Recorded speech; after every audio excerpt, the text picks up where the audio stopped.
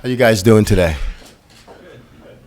So right now, my number one focus and the staff focus is the boys, is the players.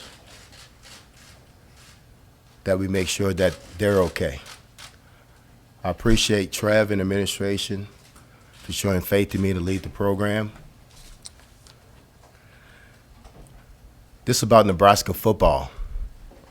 It's bigger than me, than anyone else. And I want y'all to understand that. It's bigger than me than anyone else. I want to thank the fans for continuing to support us and to ride with us and to stay with us through thick and thin. They've done that. I want you to know this is a great opportunity for me and my family. We understand that.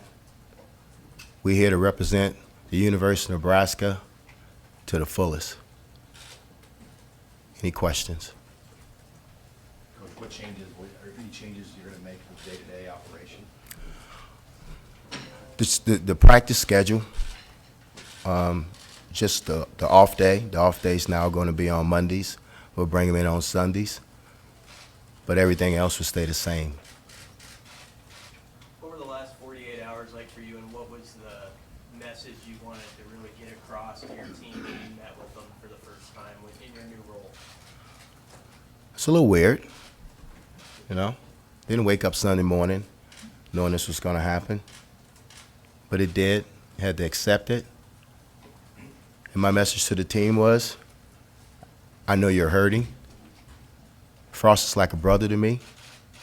He gave me an opportunity to come here and coach at my alma mater, coach at the University of Nebraska. I would always love him and always appreciate him. I would always respect him. The kids would always love him. But I know they were hurting. But at the end of the day, that ball's going to kick off on Saturday. So mentally, we had to get him back and get him ready.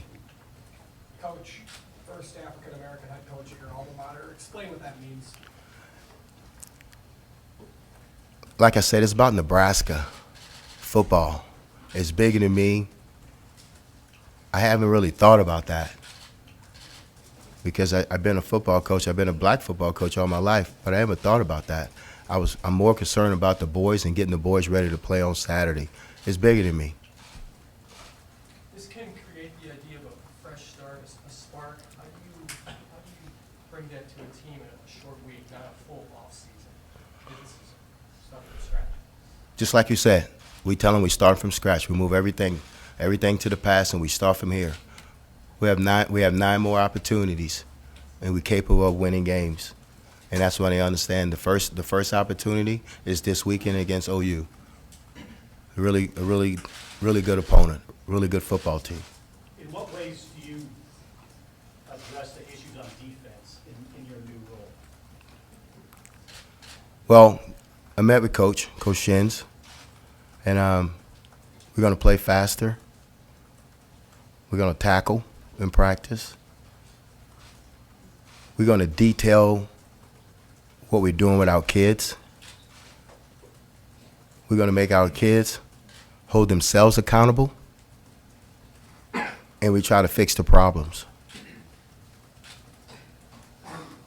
Trev said the other day that you are the guy who's going to give this team hope. How will you do that? Confidence, and let them know that I believe in them.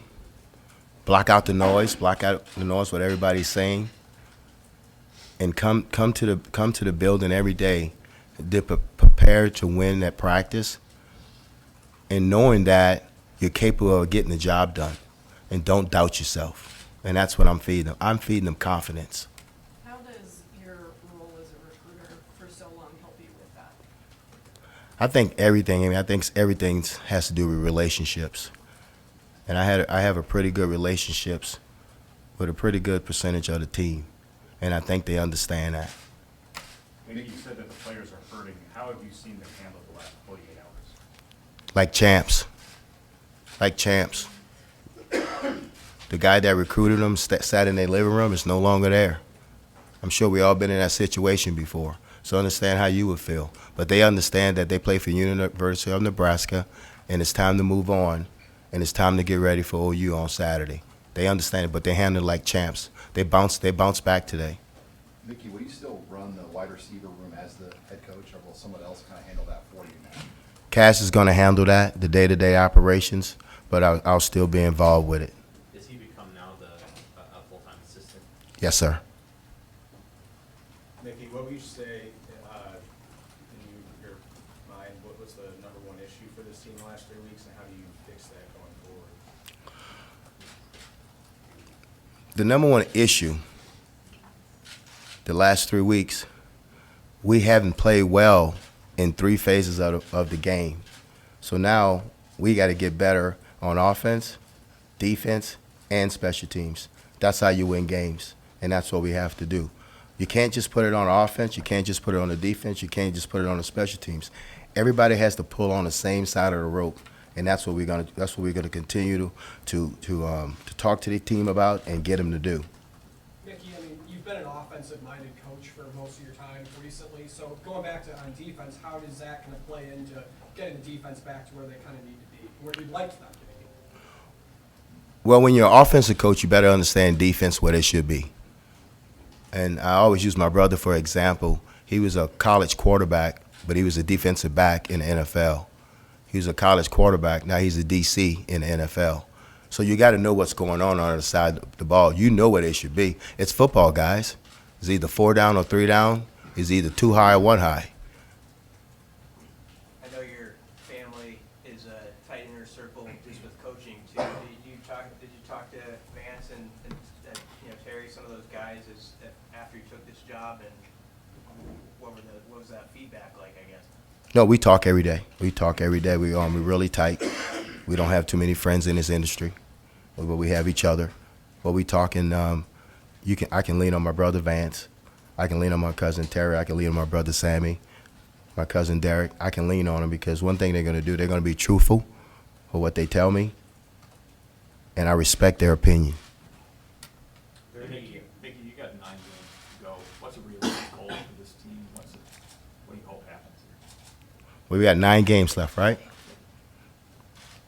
Well, as a coach, you got to stand up here and say, we're trying to win 9 games. But we're not worrying about 9 games right now. Remember, I just said what? We're worrying about this game this week. So we got to take this one at a time with these kids. We got to take this one at a time with this staff. So we're going to take 1 week at a time. And then when we get to 9, then we'll see where we're at. But this week, the most important thing right now is this week is preparing to get ready for OU. Mickey, you had said that Nebraska football is more than just about one person. But you also said that your family and you look at this as an opportunity. So Trev Alberts had said the other day that, see how things go, but you very well could be a candidate for the permanent job. Is that something that you want? I think when you accept the interim job as a head coach, I think that's the opportunity that you're working for, is to become the head coach. But we understand what goes along with this profession. It's wins and losses, and that's what it's going to depend on. Mickey, what does the Oklahoma rivalry mean to you, having played here and played there? Well, I played in the Big 8 where we had to face them. We had to face them every year, and it was always a big game. I have friends over there. And they're excited, but it means a lot. It means a lot to see OU come in here because, when they went to the Big 12, it kind of, split it a little bit. But it's an exciting time. It just brings back old memories. Mickey, have you had a chance to talk to Coach Osborne since you've taken the job? Yes, we visited yesterday. What advice did Coach have for you? Well, he still talks to me like I'm a 19-year-old, but that's cool. But he gave me good advice that he believes in what I'm going to do and discuss what he thinks we need to do. And I don't think I need to go into that what our conversation was about. But he still believes in Nebraska football, and he's still a wise guy. He's really wise. His wisdom is still there. So it's good. It was good to talk to him yesterday, and I'll do that weekly with him. Has you shifted any other duties on the defensive side of the ball in terms of who coaches what? Well, he was already back there with the nickels, and we kind of just let him work, with the safeties, so we can give them some independent, coaching, and Fisher would go straight to the corners and the nickels. But, you know, if you look around the country, everybody in the country has 2 DB coaches because it's 2 different positions, safeties and corners. If you look at the NFL, they got 2 DB coaches. We were the only one in the country, I think, had 1 DB coach. Fish has 2 eyes. You got 4 guys back there. You can't see all of that. So it makes sense to have a coach back there with the safeties, and usually it's the coordinator, and that's why we decided to put Shin in. He agreed because we got to do what's going to help us get better. He's not talking this week anymore, so I guess I'll ask you. When you look at that, some of the big plays, the run plays against Georgia Southern, what do you think was going on with the safeties, and what were they supposed to be doing? What didn't they do that time? Well, I think, you know, anytime they have long runs, you know, it's gap integrity. You got to be in your gap, and you know, we got to fix that. They watch the film and we see what's going on, and you know, it's gap. I mean, you guys know that. I mean, you know, you just don't bust a big run with somebody there in the gap. If somebody's not in the gap, they're going to give a big run. And there's things we got to fix, and that's what we're working on. You had one of your players talk to the media on Sunday, and is new. Has been here, I think, maybe 5 months. You've been here 9. He said there's a losing culture here, and that team players here just don't know how to win. How do you feel about, A, that comment, and B, maybe how you can fix that in a short amount of time? Well, I mean, we haven't been winning here, okay? But I wouldn't say it's a losing culture, because a losing culture is kids that don't come to work, you know? Now, these kids don't play in a lot of tight games, you know? I don't think they've ever been blown out. They play in a lot of tight games, so now we got to figure out how to get them over the hump, you know, how to get over the hump, and then I got to do a better job with the players before they go to interviews and make comments like that. You reached out to some recruits, it sounds like. Just how important was that to get on the same page with them? And were you happy with, you know, the feedback you got from that? Yes, because at the end of the day, they don't sign with a coach, they sign with the university. And you had to make that clear, you know, to them that they signed with the university. But, you know, all the committed kids, they were in good shape. They were in good shape. Now, you got to understand, these kids are 2022 now. They bounce back, you know. It's you know, so they're going to be okay. With the 6th-ranked team coming in this week on 6th-ranked team in the country, I mean, how big of an opportunity is that for you in your first game, and also for the team to kind of put this back where you guys want? Well, it's an opportunity that I think our kids, you know, they're welcome, you know, and we're going to prepare for OU and get a game plan together, you know, to try to beat them. But we understand that we respect everything they do. Venables is a really good coach. I went against him when he was at Clemson. He's a really good defensive coordinator. Now he's a head coach. So I know, you know, some of the things that they was doing on defense, they're going to do when they're at Clemson. So we understand that. But it's a big opportunity for the players, and I think they're excited. What's jumped out about OU in their first 2 wins? When you look at them on film, just the first 2 wins. They're a solid football team. They play really good defense. They're solid in special teams, and they're really good on offense. Would you like to see anything change in the way that they tackle, they practice tackling? Well, I thought they tackled good today. You know, I think that when they have the opportunity to do it, you know, I think they do it well. We just it's something that it's muscle memory, something that you got to do a lot to get it done. Tackling's not easy. You know, I think what happens when I talk to my brother, he says what happens when he gets college defensive backs, you know, 1, they don't process real well because they play nothing but man, and 2, they don't tackle real well. So when we say we had to address the tackling issue, you can't attack it. You can't attack the tackling issue without tackling, and that's what we did.